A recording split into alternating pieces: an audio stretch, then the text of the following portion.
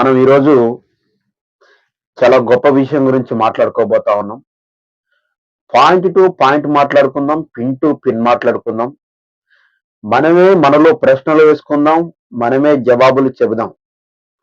అలాగే యావత్ ప్రపంచంలో ఉన్న మతోన్మాదులందరూ ఒకసారి దీని గురించి మనం ఇప్పుడు మాట్లాడుకోబోయే విషయాల గురించి ఒక్కసారి కాకపోతే ఒక్కసారైనా ఆలోచిస్తే అసలు విషయం ఏంటో అర్థమవుతుంది. మనం ఈరోజు ఎదుర్కొనే పరిస్థితులు చాలా దారుణంగా ఉన్నాయి. ఎందుకో మీకు తెలుసు. ఇప్పుడు నేను చెప్తున్నాను.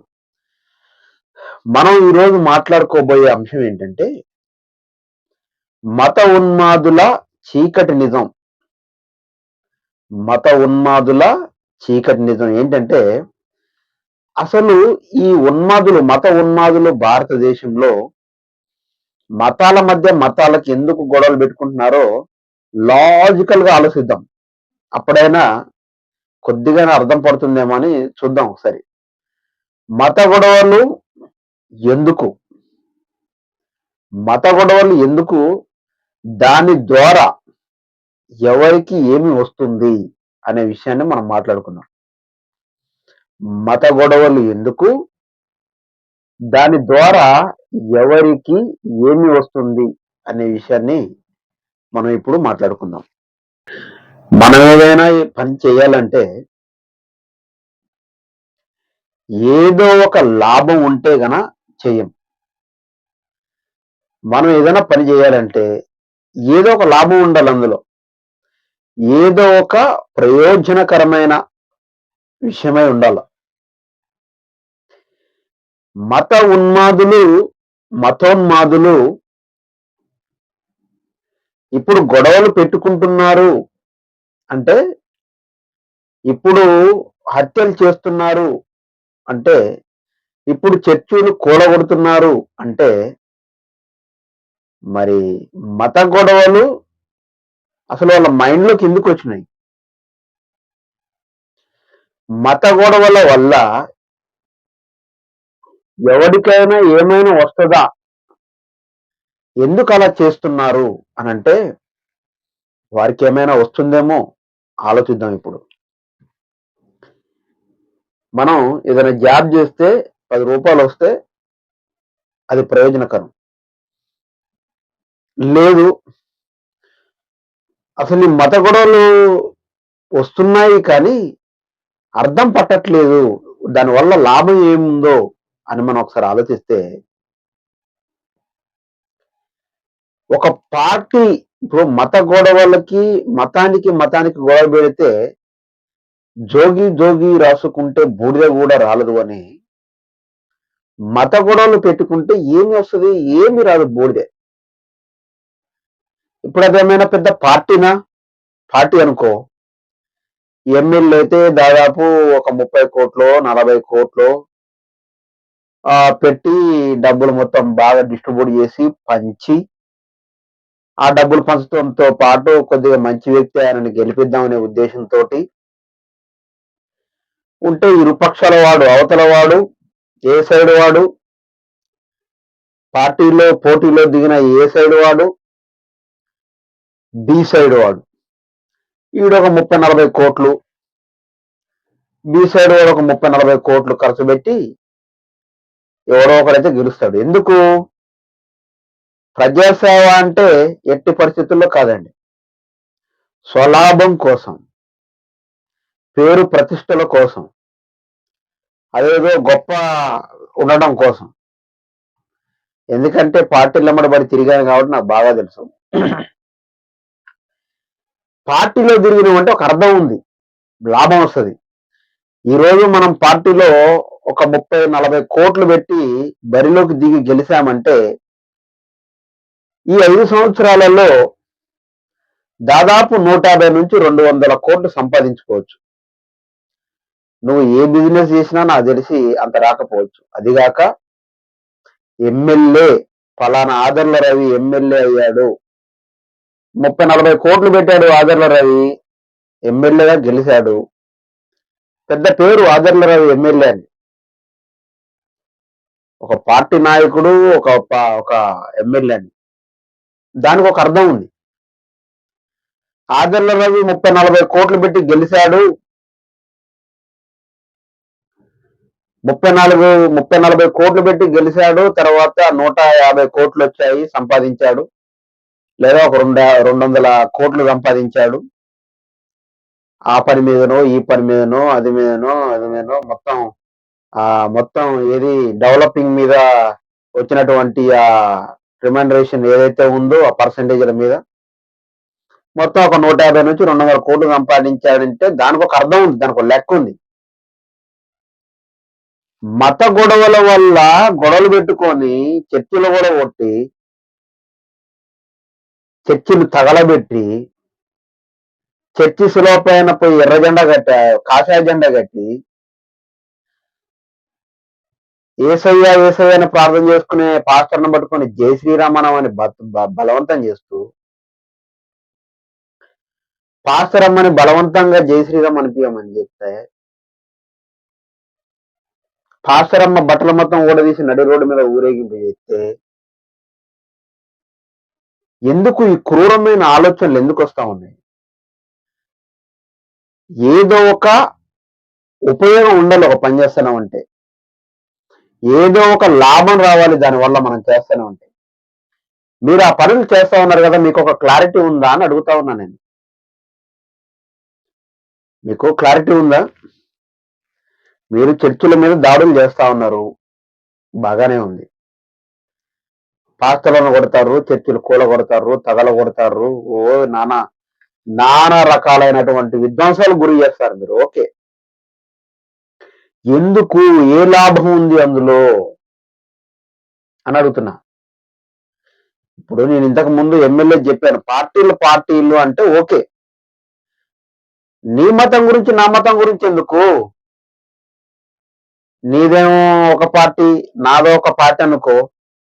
నువ్వు డబ్బులు పెడతావు, నేను డబ్బులు పెడతా. నాకు నా దిశ బాగుంటే నేను గెలుతా, నీ దిశ బాగుంటే నువ్వు గెలుతావు. ఓడినోడు మూసుకొని మనాలివాడు ఉంటాడు, గెలిచినోడు డబ్బులు సంపాదించుకుంటా మంచిగా ప్రజల మధ్య ఆనందంగా హ్యాపీగా 5 సంవత్సరాలు తిరుగుతాడు. ఆ తర్వాత గెలితే మళ్ళీ ఆనందం, ఓడిపోతే బిక్కమొఖం వేసుకొని ఇంట్లో కూర్చొని ఉంటాడు.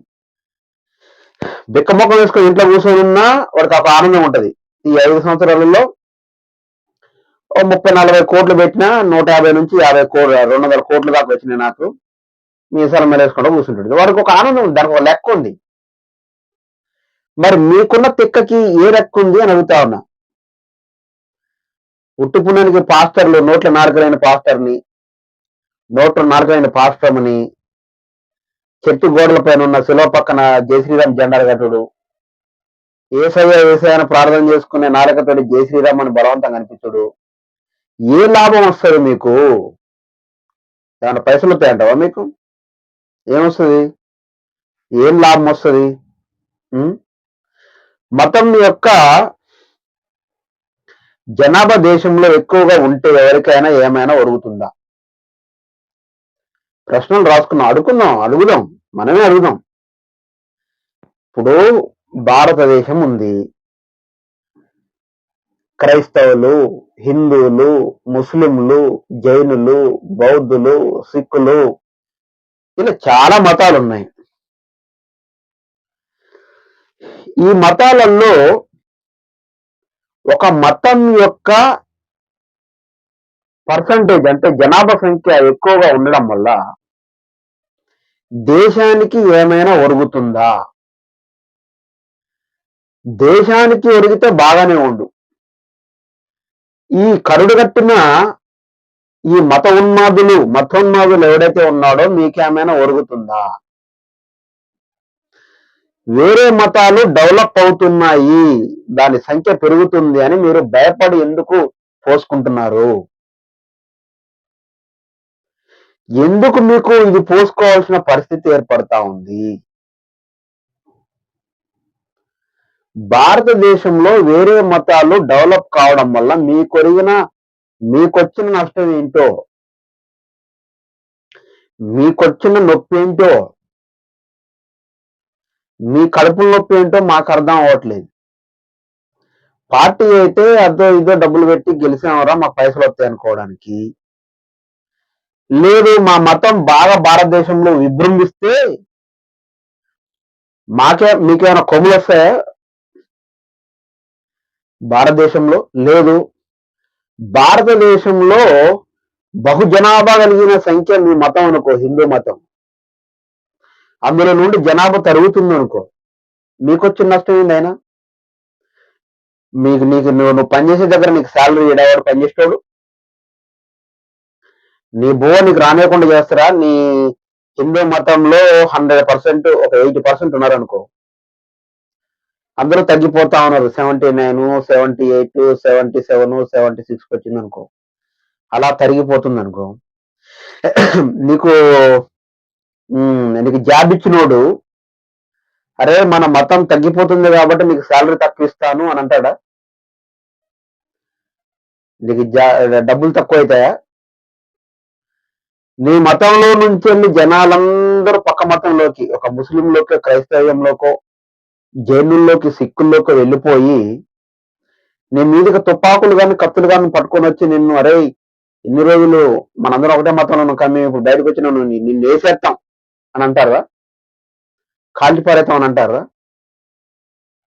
ఎందుకు భయపడుతున్నారు మీరు? ఏమొచ్చింది మీకు కష్టం అంత భయపడడానికి? ఎందుకు క్రైస్తవులు సువార్తలకు పోతే, రోడ్ల మీద సువార్త చెప్పుకోవడానికి పోతే వాళ్ళని మ్యాన్ హ్యాండ్లింగ్ ఎందుకు చేస్తా ఉన్నారు? వాళ్ళని చెట్లకు కట్టేసి ఎందుకు కొడతా ఉన్నారు? వాళ్ళని స్తంభాలకు కట్టేసి ఎందుకు కొడతా ఉన్నారు?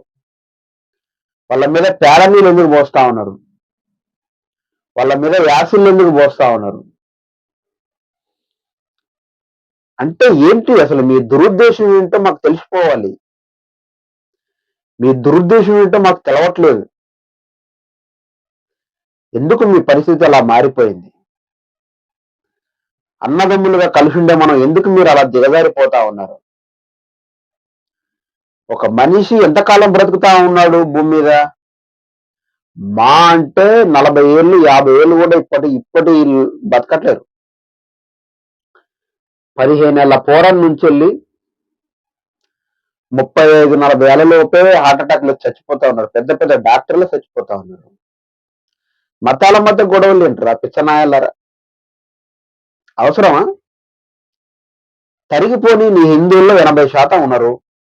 వాడికి క్రైస్తవ్యం నచ్చింది వెళ్ళిపోని, ఇంకొకటికి ముస్లిం నచ్చింది వెళ్ళిపోని, ఇంకొకటి సిక్కు నచ్చింది వెళ్ళిపోని, ఇంకొకటి జైన మతం నచ్చింది పోని, ఇంకొకటి బౌద్ధం నచ్చింది పోని. క్రైస్తవ్యంలో నుంచి కూడా చాలా మంది వెళ్ళిపోతా ఉన్నారు పోని, అది వాడి ఇష్టం, వాడి రైట్. అది ఎవరికి నచ్చిన మతాన్ని వాడిని స్వీకరించాను రా నాయన. భారతదేశానికి ఒక రాజ్యాంగం ఉందిరా. భారతదేశంలో ఉన్న చట్టాలు కరెక్ట్ గా పనిచేయట్లేదు, లేకపోతే అసలు మిమ్మల్ని కోత కోయొచ్చు. భారతదేశానికి ఒక రాజ్యాంగం ఉంది, దాన్ని పెద్ద పెద్దోళ్ళు రాశారు, దానికి రెస్పెక్ట్ ఇద్దామని ఉందా? భారతదేశ ప్రజాస్వామ్య దేశం రా, లౌకిక దేశం రా, మత స్వేచ్ఛ దేశం రా, అనేక కులాలు మతాలు వివిధ భిన్నాభిప్రాయాలు ఉన్న దేశం రా ఇది. ఎందుకు ఇలా తయారవుతున్నారు? మత ఉన్మాదుల్లాగా మీరు తయారయ్యి పాస్టర్ని జై శ్రీరామ్ అని అవచ్చా? ఒక క్రైస్తవుడు ఒక హిందూ పూజారి దగ్గరికి పోయి యేసుక్రీస్తు పరిశుద్ధ నామం మనకు మహిమ కలుగునుగా కనిపిస్తాడా? పంతులు అంటాడా? హిందూ పంతులు అంటాడా? పూజారి, బ్రాహ్మణ పూజారి అనగలడా? ఎందుకురా మీకు ఇది? పోయే కాలం దగ్గర పడ్డప్పుడు ఇట్లాంటి ఆలోచనలు వస్తాయి. వాటిని తగ్గించుకోండి, ప్రేమపూర్వకంగా చెప్తున్నాను. ఇది పార్టీ కాదు డబ్బులు సంపాదించుకోవడానికి, ఇది విశ్వాసానికి సంబంధించిన విషయం. ఎవరి ఇండివిజువల్ బిలీఫ్ సిస్టమ్ వాడికి ఉంటుంది. భారతదేశంలో రాజ్యాంగంలో వివిధ చట్టాలు ఉన్నాయి, మత స్వేచ్ఛ ఉంది. నువ్వేడు బలవంతంగా పోయి జై శ్రీరామ్ అనడానికి? నా దగ్గరికి ఎవరు రావట్లేదు జై శ్రీరామ్ అని. నిజంగా చెప్తున్నాను, ఆ రోజు కనుక వస్తే నేను జైల్లో ఉంటా. ఎవడైనా బలవంతంగా వచ్చి ఆదర్ల రవి జై శ్రీరామ్ అంటావా లేకపోతే నీ సంగతి చూడాలన్నా అంటే వాడు చచ్చిపోయేమో సమాధులలో ఉంటాడు, నేను పోయి జైల్లో ఉంటా. ఎందుకు? భారతదేశంలో ఒక రాజ్యాంగం ఉంది, ఒక చట్టం ఉంది, ప్రజాస్వామ్యం ఉంది, లౌకిక విధానం ఉంది కదా. ఎవరికి నచ్చిన మతాన్ని వాళ్ళు స్వీకరించే క్రమంలో నువ్వెవడవో వచ్చి నన్ను జై శ్రీరామ్ అనమనంటే జై బోలో యేసు మా రాజుకి జై అని నిన్ను అంటావా? ఒకవేళ నువ్వు నీ మతంలో నుంచి వెళ్ళి నీకు ఆ వెసులుబాటు ఉండొచ్చేమో కానీ నాకు లేదు. నాకు దేవుడు ఒక్కడే, అదే బైబిల్ దేవుడు. నాకు ఒక్కడే దేవుడు ఉన్నాడు.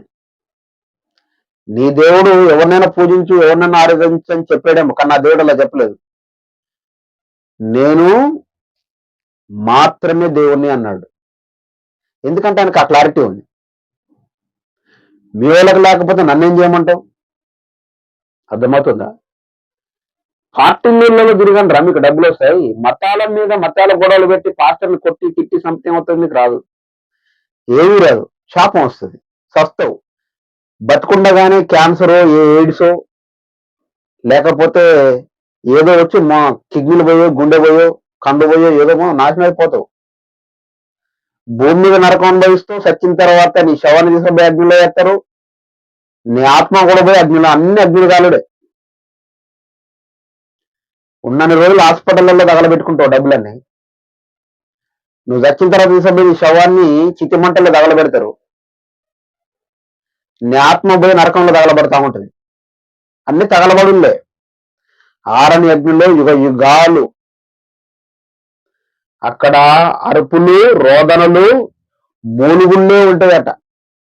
అక్కడ రోదనలు, అరుపులు, కేకలు, బొబ్బలే ఉంటాయట. అక్కడ భూమి మీద లాగా ఎవడు పడితే వాడు జై శ్రీరామ్ అనడానికి నీతో పాటు నలుగురు దోస్తులు ఉండరు. అక్కడ ఉండేది నీకు నీ స్నేహితులు ఎవరో తెలుసా? ఆరని అగ్నే నీ దోస్తు.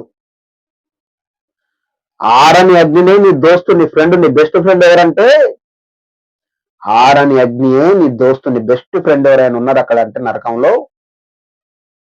ఆరని అగ్ని నీ ప్రధాన ఫ్రెండ్ అవుతుంది, నీ బెస్ట్ అండ్ బెస్ట్. ఇప్పుడు భూమి మీద నీ బెస్ట్ ఫ్రెండ్ ఎవరంటే ఆర్ఎస్ఎస్. భూమి మీద నీ బెస్ట్ ఫ్రెండ్ అంటే బజరంగ్ దళ్. భూమి మీద నీ బెస్ట్ ఫ్రెండ్ ఎవడనంటే విహెచ్పి, విశ్వ హిందూ పరిషత్. ఇప్పుడు నీ బెస్ట్ ఫ్రెండ్ ఎవడనంటే బీజేపీ. కానీ నువ్వు చచ్చిన తర్వాత నీ బెస్ట్ ఫ్రెండ్ ఎవడో తెలుసా? నీకు రోగం వచ్చినప్పుడు నీ బెస్ట్ ఫ్రెండ్ హాస్పిటల్, అక్కడ డబ్బులు తగలబెట్టాలి. అక్కడి నుంచి వెళ్ళి నిన్ను డిశ్చార్జ్ చేసి నువ్వు వచ్చిన తర్వాత నీ బెస్ట్ ఫ్రెండ్ ఎవడనంటే నీ శరీరాన్ని తగలబెట్టి నీ చితి మంటలు. అక్కడి నుంచి వెళ్ళి నీ ఆత్మ నరకంలో యుగ యుగాలు తగలబడిపోతా ఉంటే అక్కడ నీ బెస్ట్ ఫ్రెండ్ ఎవడైనా ఉన్నాడు అంటే చితిమంటలు, ఆరని అగ్ని, ఆరని నీ కేకలు, ఆపని నీ కేకలు, ఆపలు కేకలు, అరుపులు కేకలు, బొబ్బలు, నీ ఆర్తనాదాలు, నీ శోక సముద్రం. అక్కడ మయ్యగా మమ్మగా అనేటోడు ఎవరు లేడు. నీ పక్కన ఉన్నోళ్ళు కూడా అయ్యో మయ్యో అని మొత్తుకుంటా ఉంటారు. వాడిని చూసి నువ్వు మొత్తుకోరు, నిన్ను చూసి వాడు మొత్తుకోరు. నీ బెస్ట్ ఫ్రెండ్ ఎవడన్నా ఉన్నాడంటే నరకమేగా నీ కాడ. ఇక్కడలాగా నీకు ఆర్ఎస్ఎస్, బీజేపీ, బజరంగ్ దళ్, విశ్వ హిందూ పరిషత్తు వీళ్ళు ఉండరు అక్కడ నీకు బెస్ట్ ఫ్రెండ్స్. నీ బెస్ట్ ఫ్రెండ్ ఆరని అగ్నియే గని. కాబట్టి మరి నువ్వు ఎందుకు మత గొడవలు, మత ఉన్మాదిగా మారిపోతున్నావో అర్థం చేసుకో.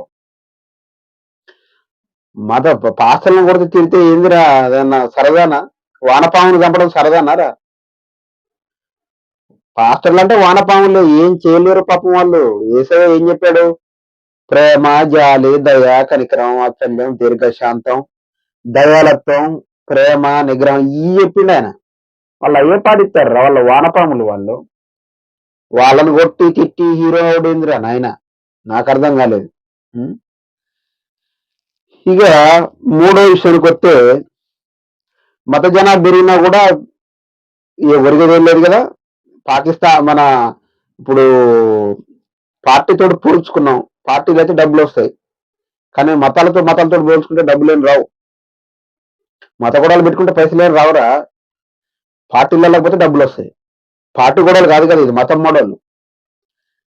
అది విశ్వాసానికి సంబంధించింది. మతం అంటే, ఒక దేవుడు అంటే విశ్వాసానికి సంబంధించింది. అది మీరు ఊరికే బలవంతపు మత మార్పిడి అంటారు. ఎవడు బలవంతంగా మారడు, మత మార్పిడి కారు. వాడు ఇష్టంగా ఆరాధించే ఇష్టదైవాన్ని వదిలిపెట్టుకుని ఎలా వస్తారా బైరాగులు, మీరు బలవ మాట్లాడతారు కానీ. దాని తర్వాత మతం యొక్క జనాభా పెరిగినా ఒరిగేది ఏమి లేదు కదా. దాని తర్వాత దేశానికి మధ్య మత గొడవలు ఎలా అయితే పాకిస్తాన్కి కూడా మనం మతం, దేశానికి మధ్య మత గొడవల అర్థమైంది మీకు? దేశానికి మధ్య మత గొడవలు ఏమైనా ఉన్నాయా? ఇప్పుడు పాకిస్తాన్ ఉంది, ఇండియా ఉంది, అమెరికా ఉంది, ఇండియా ఉంది. అమెరికాలో ఏ దేవుడు అందరూ పూజించేది? యేసు ప్రభుని. భారతదేశంలో అయితే ఎక్కువ సంఖ్యలో హిందువులు ఉన్నారు కాబట్టి హిందువులు. అమెరికాకి ఇండియాకి గొడవలు అవుతున్నాయా? భారత ప్రధాని అమెరికా ప్రధాని మత గొడవల మధ్య కొట్టుకొని తిట్టుకొని చంపుకుంటున్నారా? అసలు ఎప్పుడైనా గొడవలేనాయా? అమెరికాకును ఇండియాకి మతాల మధ్య ఎప్పుడైనా గొడవలేనాయా? మా భారతదేశంలో వీళ్ళే ఉండాలి అని, హిందువులే ఉండాలని గొడవలు పెట్టుకుంటున్నారు తప్ప, ఎప్పుడైనా అమెరికా దేశంలో క్రైస్తవులే ఉండాలి అని కానీ, పాకిస్తాన్లో ముస్లింలే ఉండాలి, లేకపోతే వేరే దేశంలో మా వాళ్ళే ఉండాలని ఎప్పుడైనా వాళ్ళని చికా చేసిండా? పోతూనే ఉన్నారు, జాబులు చేస్తూనే ఉన్నారు, పైసలు సంపాదిస్తూనే ఉన్నారు, వస్తూనే ఉన్నారు. దేశానికి కూడా మత గొడవలు ఎక్కువ ఉంటే అరాకొర ఎక్కడొక్కడ గింత ఉండొచ్చు, అది ఎక్కువ పర్సంటేజ్ లో లేదు.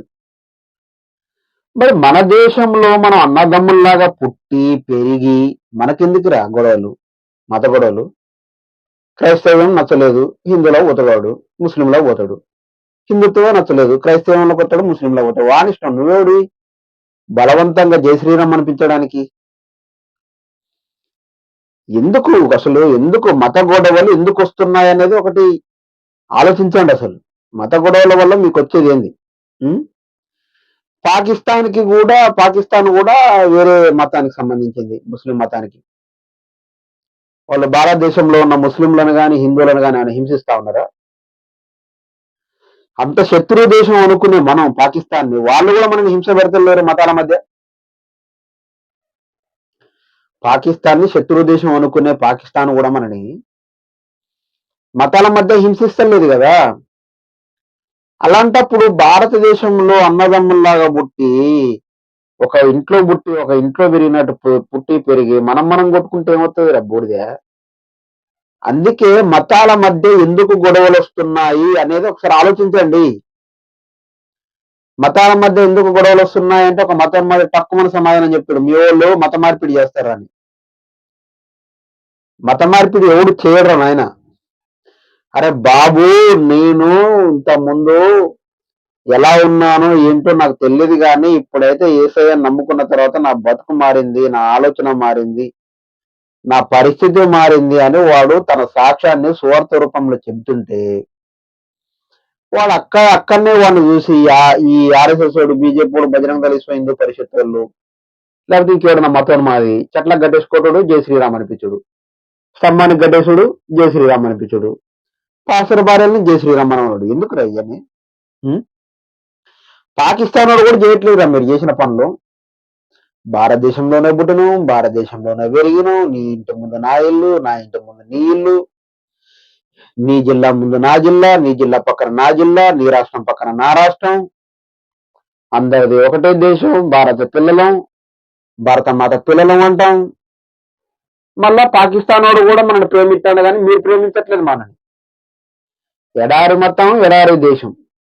ఇప్పుడు పని పాట లేకపోతే సుతారి పని కన్నా పోవాలా, లేకపోతే అడక వినే పని ఒకటి ఉన్నది అమ్మా అని అక్కడ రైల్వే స్టేషన్ దగ్గర కానీ బస్ స్టాప్ దగ్గర కానీ ఒక కండవ పరుచుకొని కూర్చుంటే కనీసం ఒక 200 మంది 300 మంది చేసిన కూలి పైసలు వస్తాయి.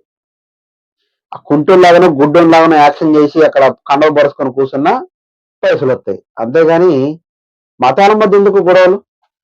భారత రాజ్యాంగానికి అవమానం తీసుకొచ్చేటట్టు చట్టాలను గౌరవించకుండా, లౌకిక విధానాన్ని గౌరవించకుండా ప్రజాస్వామ్యంలో బ్రతుకుతా ఉన్నాం కదా, మనకి కనీసమైన బుద్ధి జ్ఞానం ఉండాలి కదా. పక్క దేశపోడు ఉగ్రవాదులు, పాకిస్తాన్ ఉగ్రవాదులు అని చెప్పుకుంటాం, వాళ్ళు కూడా మతాల మధ్య గొడవలు పెడతలేరు. ఈ దేశంలో ఉండి మీరు మమ్మల్ని చంపుతా ఉన్నారు. పక్క రాష్ట్రం కూడా చంపుతా ఉన్నాడు, పక్క జిల్లా కూడా చంపుతా ఉన్నాడు, ఇంటి ఎదురు కూడా చంపుతా ఉన్నాడు మతాల మధ్య గొడవతో. ఎందుకు? ఏమొస్తుంది నీకు? నేను చెప్పేదా పార్టీ గొడవల మనకేమైనా అయితే పైసలు వస్తాయి. భారతదేశంలో నీ మతం ఎక్కువ ఉందనుకో, దానివల్ల నీకు అని ఒరుగుతుందా? మరి ఎందుకు కొట్టేది, తిట్టేది, చంపేది? ఏది పాకిస్తాన్ వాడే మతాల మధ్య గొడవలు పెట్టి చంపట్లేరు బాంబులు వేసి. మనం ఒక దగ్గర పుట్టి ఒక దగ్గర పెరిగిన వాళ్ళం మీరెందుకు చెప్పారు రా నాయన? మతం మారడం వల్ల మీ ఆస్తులు ఏమైనా వాళ్ళకి పోతాయా? వాళ్ళ ఆస్తులు ఏమైనా మీకు వస్తాయా? చెప్పండి. ఇప్పుడు నేను వాళ్ళ మతం క్రైస్తవంలోకి వచ్చారు, నేను కూడా ఇప్పుడు ఇంతకుముందు హిందూ, నేను కూడా మతం మారక ముందు రాముడిని పూజించడం, ఉప్పలమ్మకి పెట్టినాం, మైసమ్మకి పెట్టినాం, మారమ్మకి పెట్టినాం, పోషమ్మకి పెట్టినాం, అన్ని అమ్మలకు పెట్టినాం. నాకు వద్దు అనిపించింది, మనసు మార్చుకొని వచ్చిన క్రైస్తవంలోకి వచ్చిన. మరి ఏ పాస్టర్ పిలిచిన ఒక ₹1,00,000 నాకు? మతం బలవంత మతం మార్పిడి నన్ను ఎవడు చేయలే. ఏ పాస్టర్ రాలే మా ఇంటికి బలవంతంగా మత మార్పిడి చేయడానికి. బలవంతంగా మత మార్పిడి చేయడానికి ఏ పాస్టర్ కూడా రాలే మా ఇంటికి. మత మార్పిడి చేయడానికి కూడా రాలే. మేమే పోయినాం, గమనించినాం ఎవరు గొప్ప దేవుడు అని చూసినాం, మాకు నచ్చింది, వెళ్ళిపోయాం. మతం మారి డబ్బులు ఇచ్చి మతం మారుతారు. ఒక పోరు ఉంటుంది మొన్న వీడియోలో, బియ్యం మూటలు పంచితే మీరు మతం మారేర్రా? బియ్యం మూటలు పంచితే మతం మారడానికి మేము అంత అల్లటప్పగా కనబడుతున్నాం అని నీకు? ఒక అమ్మాయి అంటుంది బియ్యపు టిక్కీలు పంచితే మతం మారిర్రా మీరంటది. మరి నువ్వు మతం మారకుండా అందులో ఎందుకున్నావు? నీకు ఎవడన్నా నిరోధ కట్టలు ఇస్తాడా? మాకంటే బియ్యపు కట్టలు ఇచ్చిండు మతం మారడానికి. మరి నువ్వు ఏ మతాలకు మారకుండా ఉండటానికి నీకు ఎవడన్నా నిరోధ కట్టలు ఇచ్చిండా అని అడుగుతానా? మాట్లాడేటప్పుడు మీకే మాట్లాడతాయి అనుకుంటే మాకు మీకంటే ఎక్కువ వచ్చు, మీకంటే ఎక్కువ బలం ఉంది. మేము రౌడీలం. నేను రౌడీనే, గూండా. నా ముందు నిలబడాలంటే మీకు పోషమ్మ మీరు అంటారుగా, మీ భాషతో చెప్పాలంటే దేత్తేడు పోషమ్మ కూడా అవుతుంది మీకు. అర్థమైందా? కాబట్టి మతం మారడం వల్ల ఎవడికి ఏమీ ఒరగదు. ఎవడికి ఒరుగుతుందయ్యా? ఆదర్ల రవి మరి చెప్పారు, బాగానే ఉంది. వాస్తవంగా మీరు చెప్పినట్టు ఎవడికి ఏమీ ఒరగట్లేదు మతం మారడం వల్ల. మిమ్మల్ని మేము అడుగుతాం, ఆదర్ల రవి గారు మీరే చెప్పండి, మరి ఎందుకు గొడవలు అవుతున్నాయి మతం మారడం వల్ల అని అంటే, మతం మారడం వల్ల ఏ ఒక్కరికి గాని, దేశానికి గాని, హిందువుల్లో 80% ఉన్నారు, క్రైస్తవంలో కానీ ముస్లింలకు కానీ పోతే ఏ ఒక్కడికి నష్టం లేదు. క్రైస్తవంలో కొంతమంది ఉన్నారు, హిందువులకు వెళ్ళిపోతా ఉంటే ఏ ఒక్కడికి నష్టం లేదు. క్రైస్తవంలో కొంతమంది ఉన్నారు, ముస్లింలకు పోతే ఏ నష్టం లేదు, హిందువులకు పోతే ఏ నష్టం లేదు. హిందువులో ఉన్నోళ్ళు క్రైస్తవంలకు కానీ ముస్లింలకు పోతే ఏ నష్టమూ లేదు. మరి ఏ నష్టము లేనప్పుడు ఎందుకు రవి గారు, ఆదర్ల రవి గారు మరి ఇంత గొడవలు చేసుకొని మత ఉన్మాదుల్లాగా పాస్టర్లని, క్రైస్తవ్యాన్ని ఇంత ఆరిపోసుకొని ఇబ్బందులు, భయభ్రాంతులకు గురి చేస్తున్నారు అని ఆదర్ల రవి గారిని ప్రశ్న అడిగితే ఆదర్ల రవి గారు ఏం చెప్తున్నారంటే, ఏ పని పాట చేతగాక కరుణాకర్ సుగుణ గాని లాంటోడు, లలిత్ కుమార్ గాని లాంటోడు, బొక్కల డాక్టర్ గాని లాంటోడు, ఎక్స్ క్రిస్టియన్ ప్రవీణ్ గాని లాంటోడు, రాధా మనోహర్ దాస్ గాని లాంటోడు, సనాతన సేన గోపి గాని లాంటోడు, వాని కింద ఉన్న బుడంకాయలు ఎవడెవడైతే ఉన్నాడో వాళ్ళు సంస్థల పేరుతోటి డబ్బులు సంపాదించుకుంటామని ఆర్ఎస్ఎస్, బజరంగ్ దళ్ళు, విశ్వ హిందూ పరిషత్తు, పీఠాధిపతులం మఠాధిపతులం అని చెప్పుకునే ఈ హిందూ పెద్ద పెద్ద పూజారీలు, వీళ్ళందరికీ తొత్తు, వీళ్ళందరికీ నెలకి డబ్బులు పంపించి సాదే బీజేపీ పార్టీ. భారతదేశంలో ఒక ఊచకోత కోద్దాం, ఒక ఉచ్చేద్దాం. ఏంటి, పాము బయటకు రావాలంటే బయట కోడిగుడ్డ ఏదో ఒక వాసన పెట్టాలి తినేది. అది వచ్చిన తర్వాత దాన్ని కుచ్చేసి దాన్ని చంపాల. భారతదేశం పరిస్థితి ఏమైపోయిందంటే ఎలకల్ని బట్టి బోన్ లాగైపోయింది. ఎలక బోన్లోకి పోవాలంటే అందులో అరిసనో గిరిసనో ఏదో ఒకటి అది తినే వస్తువు పెట్టాలి. ఈ ఎలక అందులో దూరపడాలి, పోయి ఏదైతే ఉందో తినడానికి దాన్ని పట్టుకోవాలి, అది బోన్లో ఇరక్కపోవాలి. ఇరక్కపోయేదెవరు? హిందువులు. ఇరికిచ్చేదెవరు? ఆర్ఎస్ఎస్, బీజేపీ, బజరంగ్ దళ్ళు, విశ్వ హిందూ పరిషత్తులు. మళ్ళీ ఈ పబ్బం గడుపుకొని అంటే ఏ పని పాట చేతగాక, చదువు లేదు, సంధ్య లేదు, ఒక వ్యాపారం లేదు, ఒక జాబు లేక మతాల మధ్య గొడవలు పెట్టి శిక్షలు పెట్టే ఈ కరుణాకర్ సుగుణ, లలిత కుమార్ గారు లాంటి బ్యాచ్ ఏదైతే ఉంది, నా కొడుకులు, వీళ్ళు ఇలా తయారయ్యారు. చేపని గాలం వేస్తున్నారు. గాలం వేయాలంటే ఫస్ట్ ఎరెవరు? క్రైస్తవులు. ఈ ఎరని గాలాన్ని విట్టించి ఇది సముద్రంలో వేస్తున్నారు. ఏదో ఒక్కొచ్చి చేప తింటుంది, కానీ ఆ చేప కూడా పడిపోతుంది.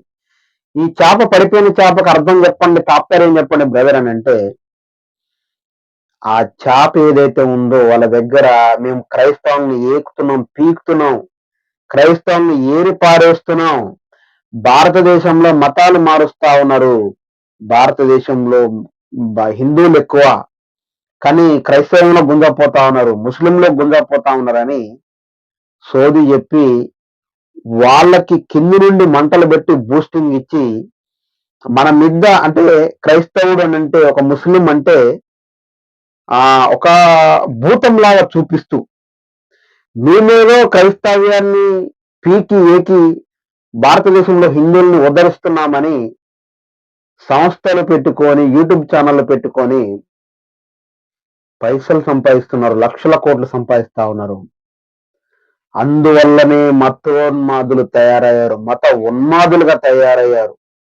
కొంత మందు తాగే పిల్లలు ఉన్నారు, కొంతమంది మందు తాగే పిల్లలు, కొంతమంది సిగరెట్ తాగే పిల్లలు ఉన్నారు, కొంతమంది గుట్కాలు తినే పిల్లలు ఉన్నారు, కొంతమంది ఏంటి అదేందో ఆకు తింటారు కదా, ఏంటది ఏది గంజాయి తాగే పిల్లలు, కొంతమంది డ్రగ్స్ తీసుకునే పిల్లల్ని అయ్యి వాళ్ళకి ఇంకా బహుగా తినిపిస్తూ, ఎక్కువగా తినిపిస్తూ పాస్టర్ల పైన రెచ్చగొట్టి వాళ్ళ మీదకి పంపిస్తున్నారు, వాళ్ళ చర్చిల మీదకి పంపిస్తున్నారు, వాళ్ళ ఇళ్ల మీదకి పంపిస్తున్నారు, వాళ్ళ భార్యల మీదకి పంపిస్తున్నారు, వాళ్ళ మహిళల మీదకి పంపిస్తున్నారు, వాళ్ళ సంఘం మీదకి పంపిస్తున్నారు, రెచ్చగొడుతున్నారు. కానీ ఏ ఒక్కరికి కూడా ఇక్కడ నష్టం లేదు. ఇప్పుడు ఒక క్రైస్తవ పాస్టర్ గాని, సంఘం గాని ఒక ఊర్లోకి వెళ్ళి సువార్త చేసి యేసయ్య మాకు ఈ మేలు చేశాడు, మీకు పాసిబిలిటీ ఉంటే వెల్కమ్ చెప్తారు, పాసిబిలిటీ లేకపోతే మీరుండే మతాన్ని స్వీకరించండి అని చెప్తారు ఏ క్రైస్తవుడైనా.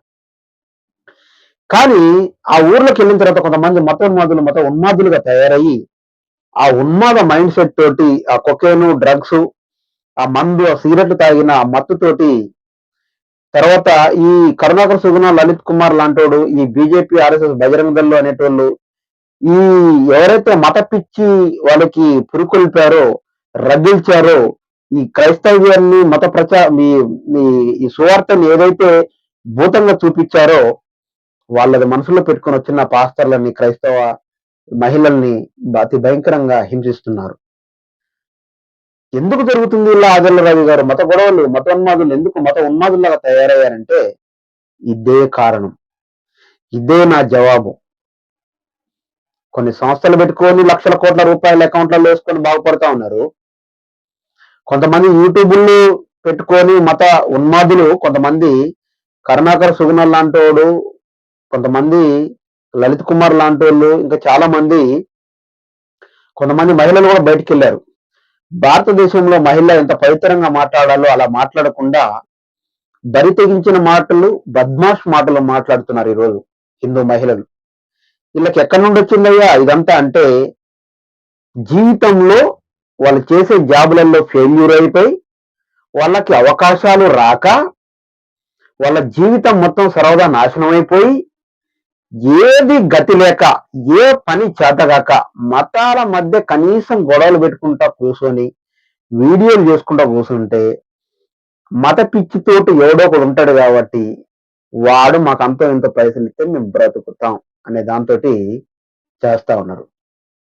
ఈరోజు నేను గత 2020 నుంచి ఇప్పటి వరకు ఒక డాక్టర్గా కొనసాగుతున్నాను. ఒక్క రూపాయి కూడా వెనకేసుకోలేదు నేను డాక్టర్గా.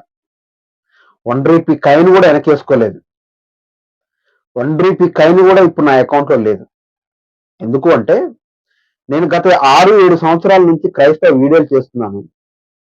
నేను స్టార్టింగ్ లో ఎవరినో క్రైస్తవుని కొట్టినందుకు, పాస్టర్ని కొట్టినందుకు ఒక వీడియో చేస్తే ఆ వీడియోలు లక్షల మంది వీక్షించారు, వేలలో సబ్స్క్రైబర్లు వచ్చారు. నేను అదే పనిగా పెట్టుకోలేదు. ఆ రోజు ఒకడు తప్పు చేశాడు, ఆ రోజు వాడిని గద్దించాను, వాడిని శిక్షించాను, వాడిని ఖండించాను, వాడికి బుద్ధి చెప్పాను. నేను అదే పనిగా పెట్టుకోలేదు. ఎందుకు? నా పని ఏంటి? నేను ఒక డాక్టర్, నా పని నేను చేయాలి. నేను నా పేషెంట్లకి సేవ చేస్తూ నా నా తోటి నా కొలీగ్స్ లక్షలు సంపాదించారు, కోట్లు సంపాదించారు. నేను ఇప్పటికీ ప్రజాసేవే చేస్తున్నాను. రూపాయి బిల్ల కూడా లేదు నా అకౌంట్లో. ప్రజాసేవ చేస్తున్నాను. ప్రజాసేవ, డాక్టర్గా ప్రజాసేవ చేస్తున్నాను, క్రైస్తవ్యంగా ప్రజాసేవ చేస్తున్నాను. ఇంకా డాక్టర్ కన్నా ప్రజాసేవ చేశాను కానీ క్రైస్తవ్యానికి హతసాక్షిగా మారడానికి కూడా నేను వెనక్కి రాలేను. నేను బాప్టిస్మం ఇచ్చిన యోహాను తల పోయినట్టు అవసరమైతే తలనైనా నరుక్కుంటాను కానీ క్రైస్తవ్యం కోసం పోరాడాలని దీక్ష తీసుకున్నాను. నేను క్రైస్తవ్యం కోసమే తుది శ్వాస వరకు పోరాడాలి. ఈరోజు నేను అనే ఆదర్ల రవిని ఒక్క రూపాయి కూడా క్రైస్తవ్యం నుంచి ఆశించట్లేదు. మరి ఎక్కడ కష్టాలున్నా, ఎక్కడ బాధలున్నా ఉరుకుతా ఉంటాం, ఎక్కడ ప్రోగ్రామ్స్ ఉన్నా వెళ్తా ఉంటాం. అన్ని ప్రోగ్రామ్స్ ని చాలా మంది పాస్టర్లు యూట్యూబ్లో పెట్టదంటే పెట్టాం. చాలా సమస్యల్ని యూట్యూబ్లో మేము పరిష్కరించిన యూట్యూబ్లో పెట్టద్దంటే పెట్టొచ్చు. కొంతమంది దగ్గినే పెడతా ఉన్నారు, కొంతమంది తుమ్మినే పెడతా ఉన్నారు, చూపించుకోవడానికి పెడతా ఉంటారు అలా. కానీ నేను అలా కాదు. నేను పీక్ స్టేజ్ నా ప్రాణాలకు పోయే వరకు తెగించాను కానీ ఎప్పుడు కూడా నేను వీడియోలు పెట్టవలసిన వీడియోలు మాత్రమే పెడుతున్నాను. ఈ రోజు మేము 1 రూపాయి కూడా సంపాదించుకోలేదు అని అంటే దేవుని భయము, దేవుని భక్తి మాలో ఉంది కాబట్టి. మేము క్రైస్తవ్యంలోకి వచ్చి వీడియోలు చేస్తున్నా పైసల కోసం కాదండి. దేవుడి మీద భయంతోనూ, భక్తితోనూ, క్రైస్తవ్యం మీద ఉన్న పిచ్చి ప్రేమతోనూ మాత్రమే చేస్తున్నాం తప్ప పైసల కోసం కాదు. నేను డాక్టర్ అయ్యుండి 1 రూపాయి వెనకేసుకోలేదు, నా అకౌంట్లో లేదు. ఎక్కడికి పోవాలో ఎక్కడికి వెళ్ళిపోతాను ఉంటాయి, ఏ సేవకి వెళ్ళిపోవాలో ఆ సేవకి వెళ్ళిపోతానే ఉంటాయి. క్రైస్తవుడిగా నేను డబ్బులు 1 రూపీ కాయిన్ కూడా సంపాదించలేదు. మత ఉన్మాదుల్లాగా ప్రవర్తించొద్దు. క్రైస్తవులారా, ఉద్యమకారులరా, పైసలు వెనకేసుకోవడం కోసం చూడకండి. మన గోల్ ఒకటే, క్రైస్తవ్యాన్ని ఎవడైతే హింసిస్తా ఉన్నాడో వానికి బుద్ధి చెప్పడం, ఆయనని నీతితోనూ, నిజాయితీతోనూ, నిబద్ధతతోనూ యేసయ్యను ఆరాధించడం. నువ్వు నిత్య జీవానికి పోవాలి, నీతో 10 మందిని నిత్య జీవానికి తీసుకుపోండి, గౌరవంగా బ్రతకండి, గౌరవంగా క్రైస్తవ్యాన్ని బ్రతికించండి. నీతి నిజాయితీగా ముందుకు పోయే వారికి తప్పకుండా నోరు తెరిచి అడగకపోయినా ఆర్థికంగా సహకరించండి. ఎక్కడ సమస్య ఉందన్నా వెళ్ళాలి. ఒక ఆయన మొన్న నాకు కాల్ చేసి అడుగుతా ఉన్నాడు, బ్రదర్ మీరు ఎక్కడికి వెళ్లి సమస్యలు పరిష్కరించడా అంటే, అసలు నేను వెళ్లి సమస్యల్ని పరిష్కరించినన్ని ఇక అనకూడదు గానీ, తక్కువ చాలా మంది వెళ్ళడం. ఇగో ఇంతమంది ఇన్ని సమస్యలు పరిష్కరిస్తారు రోజు నేను. ఫోన్‌లలో చానా డీల్ చేసి పరిష్కరిస్తాను. నేరుగా వెళ్లి పరిష్కరిస్తాను. నేను వారిని ఒక మాట అడుగుతాను. మనం ఇక్కడ ఈ సమస్యను పరిష్కరించాం గదా! ఈ సమస్యకి మరి యూట్యూబ్‌లో పెట్టుకోవచ్చా మనం? పెట్టాలా నా ఛానెల్‌లో అని అడిగితే, అయ్యా బాగోదేమో అయ్యా! మరి మీరు పోయిన తర్వాత మమ్మల్ని ఏమైనా అంటారేమో అంటే, సరే భయపడొద్దు. నేను యూట్యూబ్ ఛానెల్‌లో పెట్టనని ఇన్ని సమస్యలు పరిష్కరించిన యూట్యూబ్ ఛానెల్‌లో పెట్టని సమస్యలు ఎన్నో ఉన్నాయి. యూట్యూబ్ ఛానెల్‌లో పెడితేనే సమస్యలు పరిష్కరించినట్టు కాదు బ్రదర్. కొన్ని సమస్యల్ని యూట్యూబ్ ఛానెల్ ద్వారా ప్రజలకు చూపించకూడనివి చాలా ఉంటాయి. చాలా మంది పాస్టర్లు భయపడతారు, పాస్టర్లు భయపడతారు, సంఘాలు భయపడతారు, క్రైస్తవం భయపడుతుంది. కొన్ని పెట్టగలం, కొన్ని పెట్టలేం. అలాగని ఆదర్ల రవి పోడని కాదు. ఆదర్ల రవి పరిష్కరించినన్ని పరిష్కారాలు ఇంకెవడు చేయలేడు. అంత సాహసం కూడా చేయలేరేమో అనిపిస్తుంది. నాకు తెలిసిన అలా అలా ఇబ్బంది పడి హతసాక్షి అయిన ఒక మనిషి ఉన్నాడు. ఆయన ఎవరో మీకు తెలుసు. ప్రవీణ్ పగడాల గారు. ఆయన నేరుగా వెళ్లి ఫిజికల్‌గా ఎవరితోటి పోట్లాడలేకపోయినా వీడియోలు చేసి క్రైస్తవ్యానికి విప్పు ఇచ్చారు. కళ్ళు తెరిపించారు. అటువంటి జ్ఞాన్ని నిర్దాక్షిణ్యంగా చంపారు. దానికి చాలా బాధాకరంగా ఉన్నది. చాలా బాధపడుతున్నాను కూడా. కానీ ఆదర్ల రవి మాత్రం గుండె ధైర్యంతో కత్తులు కటార్లు ఎదురుగా పట్టుకున్న ఇంత చెదరకుంటా బెదరకుంటా పోయి ఒక్కొక్కడి తాటలు తీసి సమస్యలు పరిష్కరించొచ్చిండు. చాలా సమస్యలు మనం యూట్యూబ్ ద్వారా చూపించలేకపోయాం. రాబోయే కాలంలో ఇంకా ఆదర్ల రవిని బహుగా దేవుడు వాడుకోవాలని మీరందరూ ప్రార్థించండి. మీ ఆర్థిక పరిస్థితులు సక్రంగా ఉన్నట్టయితే మీ కలిమిలో నుంచెళ్ళి మాకు ఆర్థికంగా సహకరించండి. క్రైస్తవ్యం కోసమే పోరాడుతున్నాం. క్రైస్తవ్యం కోసమే ఉపయోగిస్తాం. ఎందుకు చెప్తున్నానంటే డాక్టర్‌గా అందరూ నాకు నేను చిన్న వయసైనా నా కాళ్ళు మొక్కుపోయిన పెద్దవాళ్ళు ఎందరో ఉన్నారు. ముసలివాళ్ళు, వృద్ధులు, వికలాంగులు, వితంతువులు ఎందరో నా కాళ్ళు పట్టుకొని గొప్ప డాక్టరు అయ్యా! గొప్ప మనసుంది. మందులు ఉచితంగా ఇచ్చావు. ఫీజు లేదంటే తీసుకోలేదు.